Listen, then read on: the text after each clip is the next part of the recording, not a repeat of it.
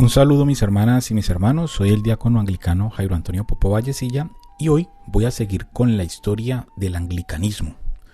En el capítulo anterior quedamos cerca al tema de la reforma del siglo XVI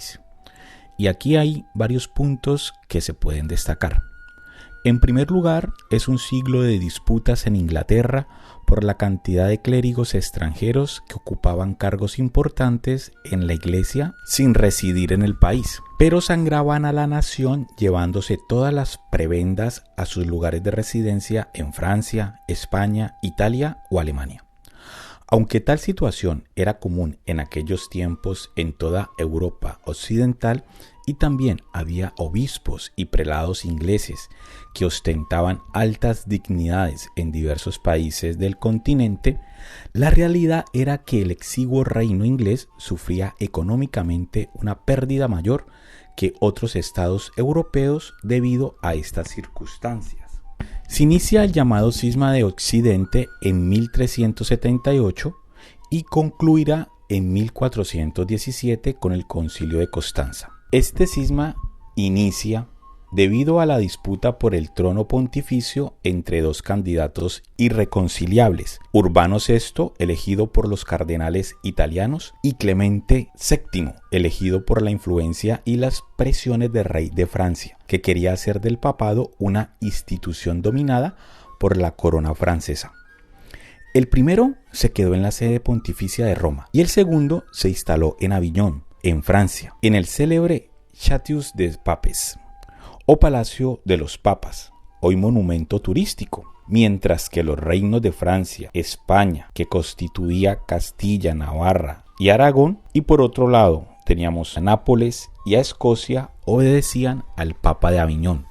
El resto de la cristiandad occidental, y con ella Inglaterra, se decantaban por el pontífice romano, con las consabidas disputas generadas por los dobletes, dos obispos para una misma sede, cada uno nombrado por un papa diferente, dos abades para un mismo monasterio y así sucesivamente. A partir de 1410 la situación se complicaría aún más, pues habrá un tercer pontífice en disputa, Benedicto XIII, o sea que ya en este momento del cisma tendríamos tres papas al mismo tiempo. Recordamos Urbano VI, Clemente VII y Benedicto XIII, el Papa Luna, Pedro de Luna, que era de Aragón, España, que expulsado de Aviñón acabaría ejerciendo su pontificado rodeado de sus partidarios en la ciudad de Peñíscola, provincia de Castellón en España. Hoy ese lugar es un lugar de visita turística de envergadura, donde se conserva el castillo de este pontífice y su trono papal. Esta situación generará en la cristiandad grandes divisiones y un daño espiritual incalculable. También aparece en la escena británica la llamada estrella matutina de la Reforma, el inglés John Wycliffe, traductor de la Biblia a la lengua vernácula, o sea, al inglés, y difusor de la Sagrada Escritura frente a los abusos de la Iglesia y las divisiones del cisma. Al establecer la Biblia como la única fuente de autoridad y doctrina, dio origen al movimiento Lollardo. Esta facción, con mayores o menores dificultades, persecuciones y ejecuciones, subsistió en el Reino de Inglaterra hasta la Reforma en la que se integró.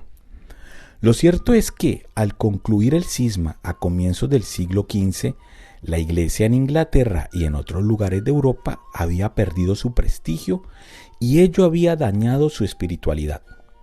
Pese a los esfuerzos de autores como la mística San Juliana de Norwich, Santa Brígida de Suecia, Tomás de Kempis, autor este último del libro La imitación de Cristo, en 1450, un libro muy famoso hasta el día de hoy, que tuvo un gran éxito y fue difundido por toda Europa occidental. Estaba claro que la espiritualidad inglesa y católica romana en general se había resentido en gran medida. Por otro lado, la brujería, que en Inglaterra era más bien la persistencia de la antigua religión celta oculta tras la extensión del cristianismo y consistente en la adoración de fuerzas de la naturaleza, con ofrendas de frutos en los grandes santuarios de Stonehenge y otros similares, resurgió con fuerza debido a esta crisis espiritual, lo que ocasionó leyes más duras contra ella, que fueron finalmente abolidas por el Parlamento en 1951. En 1453, la caída de Constantinopla en poder de los turcos otomanos supuso un gran revés para Occidente y la gran pérdida de un referente de la cristiandad universal, la sede del patriarca de las iglesias orientales. Todo parecía venirse abajo y anticipar el fin del mundo. El 12 de octubre de 1492, Cristóbal Colón, después distinguido como almirante de la mar Oceana, en nombre de la reina Isabel de Castilla, descubría un nuevo mundo más allá de las costas occidentales del viejo continente, y se desequilibrarán para siempre muchos conceptos asimilados por los europeos occidentales a lo largo de más de un milenio. Inglaterra dejaba la Edad Media preparándose para un gran cambio, y su iglesia también. Y la pregunta que nos hacemos en este momento es: ¿hubo en realidad una reforma digna de este nombre en Inglaterra? Es la pregunta que muchos autores se han planteado y se plantean hasta el día de hoy. ¿O lo que hubo fue simplemente un cisma similar al que experimentó la cristiandad medieval en 1054 por los desacuerdos entre el obispo de Roma, León IX, y el patriarca ecuménico de Constantinopla, Miguel I Cerulario? De hecho, no son pocos los que hablan claramente de un cisma anglicano y conciben el anglicanismo más como una entidad eclesial cismática y por lo tanto católica que protestante o reformada propiamente dicha. De ahí la necesidad de precisar los términos. Un cisma, del griego schisma, división, es una ruptura que atenta contra la unidad de la iglesia, pero que, pese a las diferencias distintivas de cada facción, algunas litúrgicas, algunas rituales por lo general, mantienen un extenso fondo teológico y doctrinal común. Una reforma, por el contrario, supone una revolución total de las estructuras y doctrinas, un cambio a niveles teológicos que en ocasiones puede ostentar rasgos de radicalismo y ser designado como herejía. En el origen del anglicanismo encontramos un cisma inicial, el episodio sin duda más conocido hasta el gran público, en el que la literatura y el cine se han prodigado, seguido por una reforma auténtica y un largo periodo de luchas que ensangrentaron Inglaterra. Miremos a ver. El cisma de Inglaterra.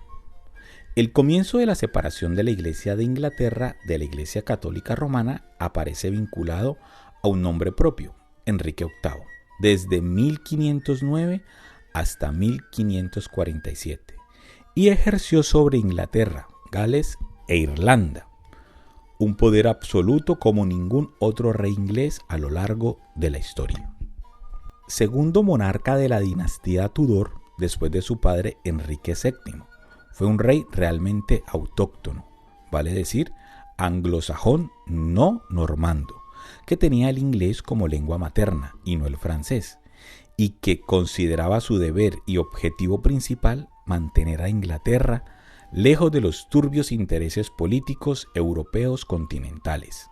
Francia, España y Alemania mantenían una tensión permanente por la supremacía en Italia y el resto de Occidente,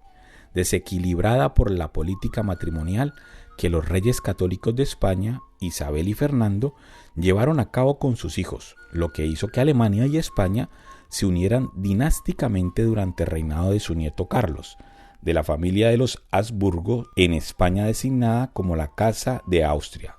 conocido en Inglaterra como Carlos I de España y V de Alemania.